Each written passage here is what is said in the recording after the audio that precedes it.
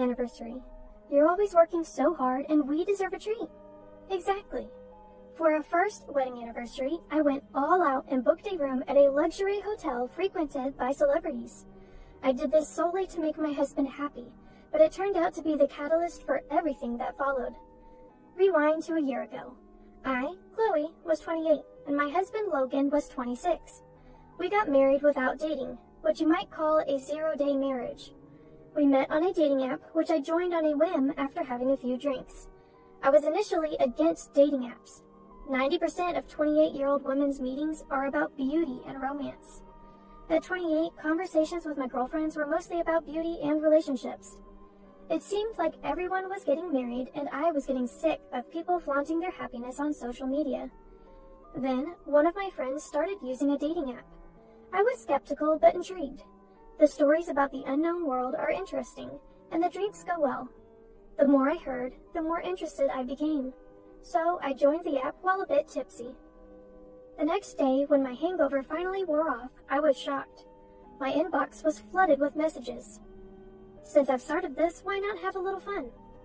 That's what I thought as I replied to some messages out of curiosity. I chatted with a few people, but conversations with strangers usually fizzle out.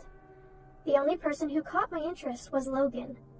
After about a month of back and forth, we decided to meet. Maybe because we'd been talking every day, meeting for the first time felt like catching up with an old friend. On the first day we met, Logan said, "Let's date with the intention of getting married." I had a feeling it would come to this. Of course, I had my doubts, but I went with it. Since we were considering marriage, we quickly arranged a family meeting. Looking back, I was definitely caught up in the moment. My parents were shocked, but they were happy about their usually unromantic daughter's sudden announcement. Then came the family meeting at Logan's house. In hindsight, I should have sensed something was off.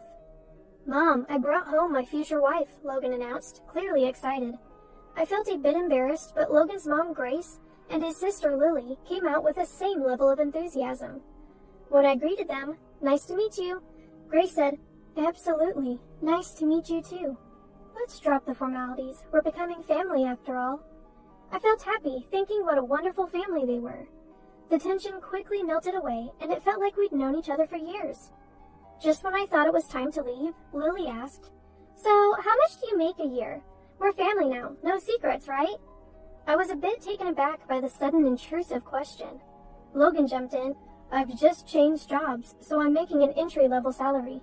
But she's been a nurse for 8 years, so she makes twice as much as me." It was true, give or take. I didn't want to get into details, so I just laughed it off. Grace then said, "Wow, you're rich. What a fortunate marriage," and patted Logan's shoulder. He seemed proud for some reason. I felt a bit uneasy, but didn't think too much of it at the time. Logan's dad had passed away 5 years ago. They were living off Lily's part-time cleaning job and Grace's pension. Apparently, Logan was also contributing from his modest salary. Grace then asked, "So, where will you live? In an apartment?" I replied, "Actually, I bought a condo last year thinking I might not get married, so we're planning to live there." Lily responded, "You own a condo? Must be nice being rich. Good thing you're getting married. You should thank Logan." I quickly said, "No, I financed it fully. The mortgage isn't much different from rent. I'm just as surprised as you are about this sudden happy development." Grace then said, "We'll be counting on you from now on. We might need your help with a few things. Let's all share as a family." The word share made me feel a bit uneasy, but since it was our first meeting, I didn't press the issue. "Thank you. I look forward to your guidance if there's anything I need to improve." With that, I left for the day. Neither of us likes to be the center of attention, so we skipped a wedding ceremony and just filed the marriage paperwork. Given my job, I rarely wear a ring, so a cheap one was fine. Of course, there was no engagement ring. The proposal wasn't what I dreamed of, but I accepted that this is how it goes. After getting married, we both continued to work hard. I was in charge of the finances. I started saving bit by bit, creating a small cushion for our lives. However, an incident occurred after 6 months of marriage. I noticed that $2,000 had been withdrawn from our account a few days earlier. The only person who could have done it was Logan.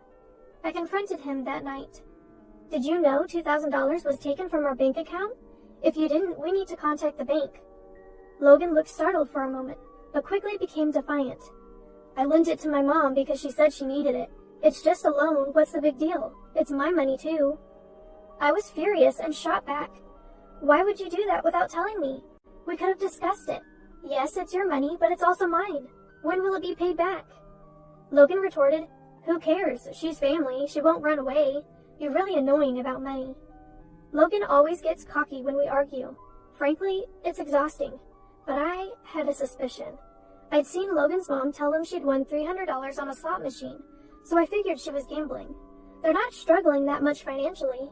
They own their home, and there's a pension and Lily's part-time income. They're not concerned about appearances, so they usually wear the same clothes, and eat instant food because they don't like cooking. But the $2,000 incident changed something in me. Until then, all their savings were joint, but I contribute more. From then on, I decided to save the extra money separately. Still, I thought Logan was fine as long as the in-law situation didn't come up.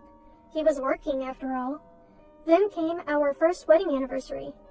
We're usually far from extravagant, but I thought we could splurge a bit for our anniversary.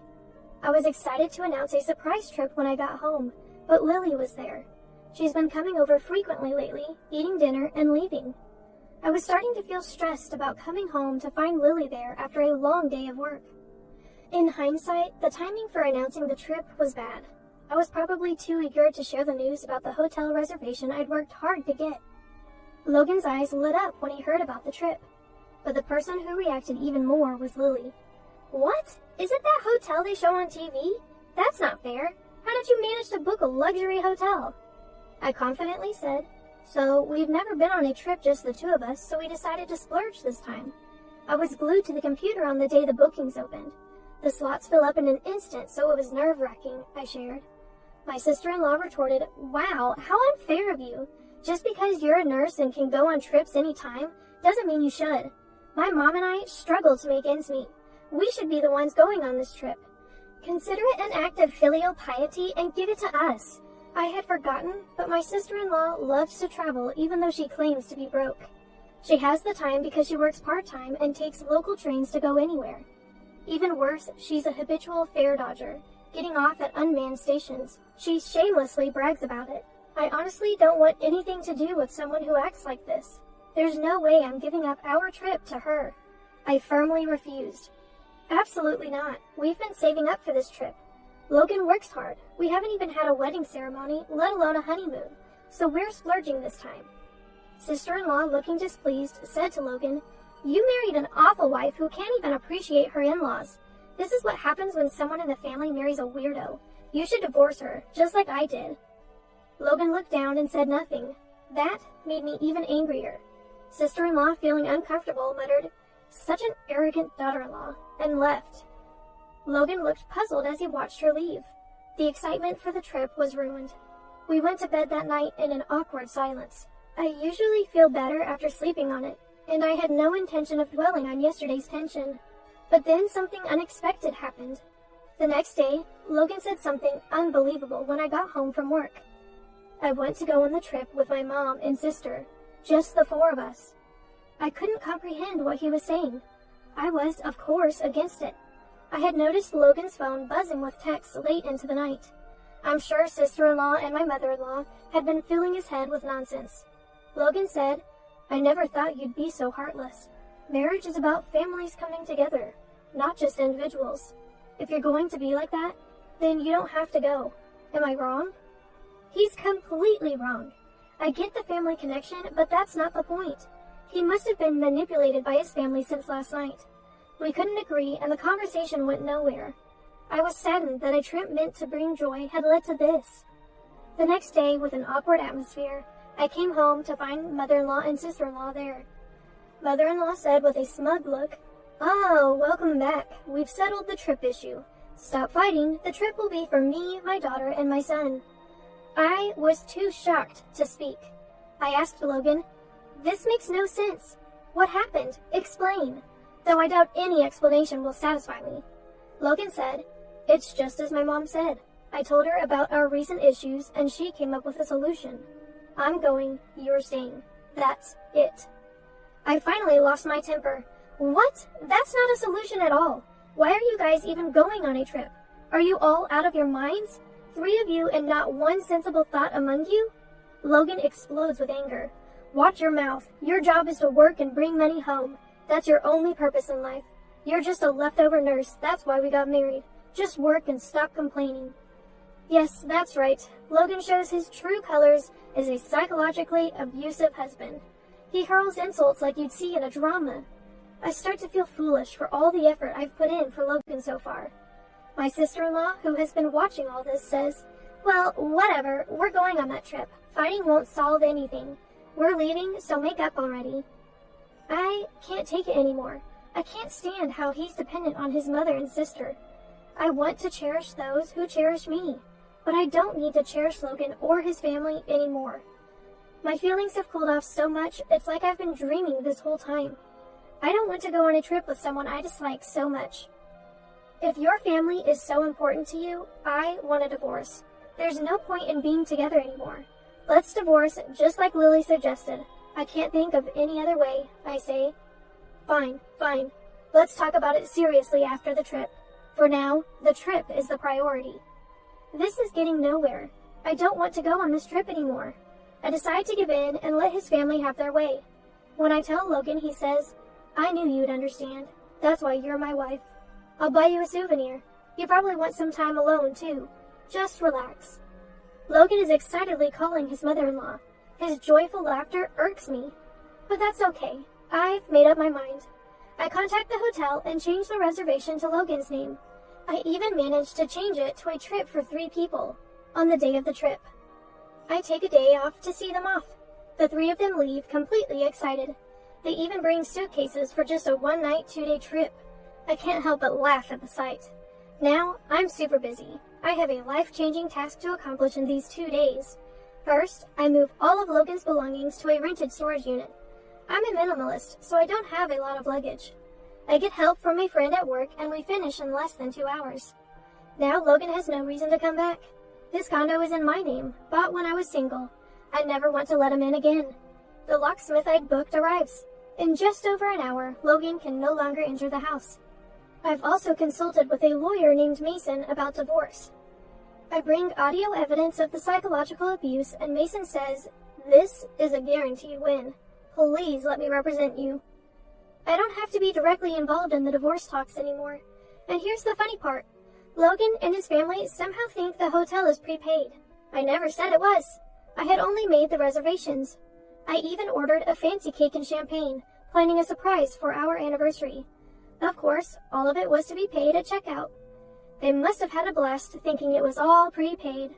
Like a Last Supper. The next day. As expected, my phone won't stop ringing around checkout time. I ignore it, all within my expectations. I'm amazed at the audacity of his family, staying at a luxury hotel with no money. I can almost see the Logan family turning pale at the bill. And eventually, they end up in police custody. I wash my hands of it.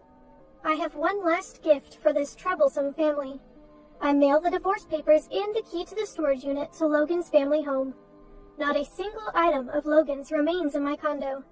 My cozy space from a year ago is back. I prepared before anyone else, foreseeing that the divorce would be contested. Mason will handle everything. Eventually, his family scrapes together enough money to pay for their luxury trip and get released. They were already poor, and this just made it worse. When they returned, they kicked my condo door, and my neighbor called the police. Given that we're in the middle of divorce mediation due to psychological abuse, Logan gets slapped with a restraining order. His family can't afford a legal battle, so they quickly agree to the divorce.